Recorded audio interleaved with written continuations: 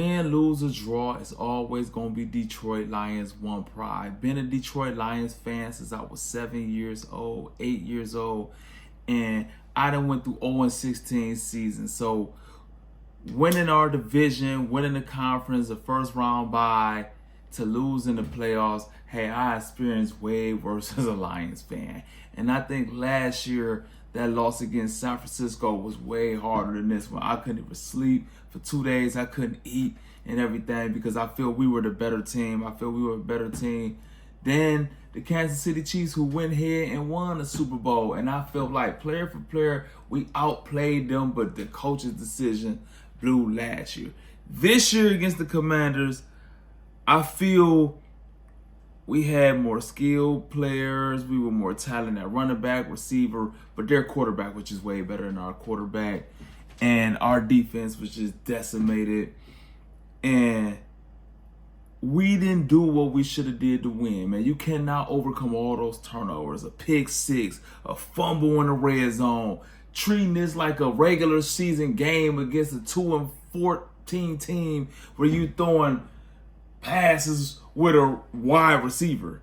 And so when you treat the game like that, you don't even deserve to win. And at that point, I was like, we don't deserve to win. And so that's just my thoughts on that.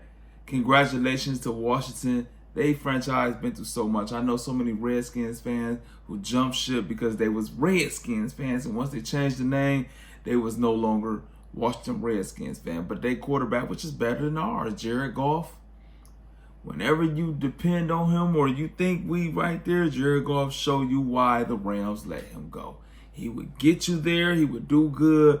But when you need to make that play, he not going to make that play. And when he need to do what he need to do, he would throw the ball to the other team. And that pick six kind of decided the game to me. Now, our offensive coordinator didn't do us any favors. Every time we lose is because we abandon the running game and go to Jared Goff crazy. And that's exactly what we did. Gibbs was averaging 10 yards a carry in the first half. But we get down there on a 3rd and 1. Do we hand the ball to Gibbs? No, we drop back, empty backfield, fumble, and they get the ball. We get down there again, Gibbs ball, and what we do, drop back pass, pick six the other way. In the playoffs, you just cannot overcome those turnovers, especially pick sixes. You know, especially when our defense can't stop them, but our defense been decimated. We already know we need a high-power offense to win.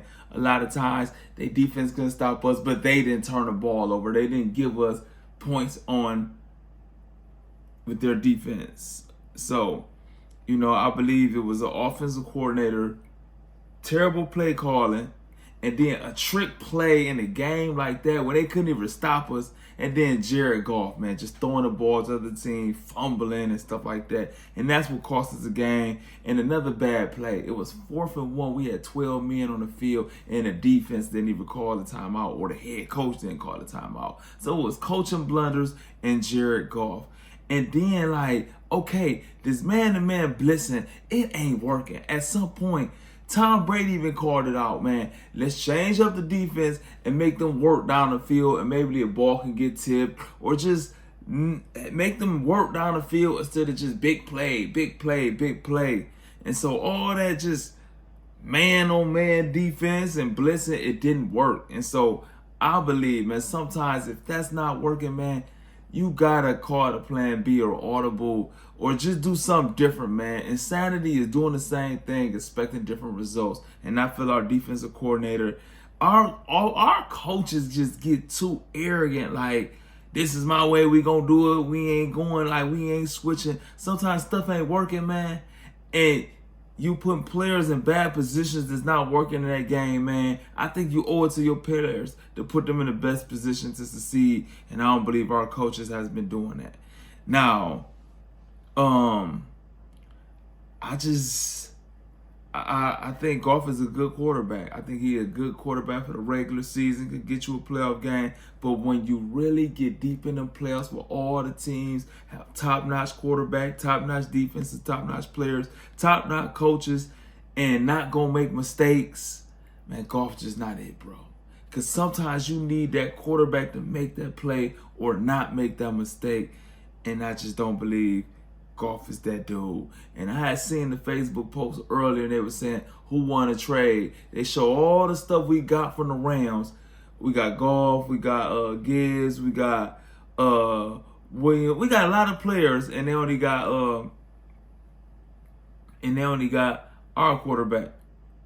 They still won because they got a Super Bowl and they still in the playoffs. So will we win our division and get put out first round or losing the divisional game? Man, they won a Super Bowl. Super Bowls teams remember forever. You leave your mark on NFL history when you win a Super Bowl. And so if you win a Super Bowl, no matter how good that team doing, bro, you won that trade.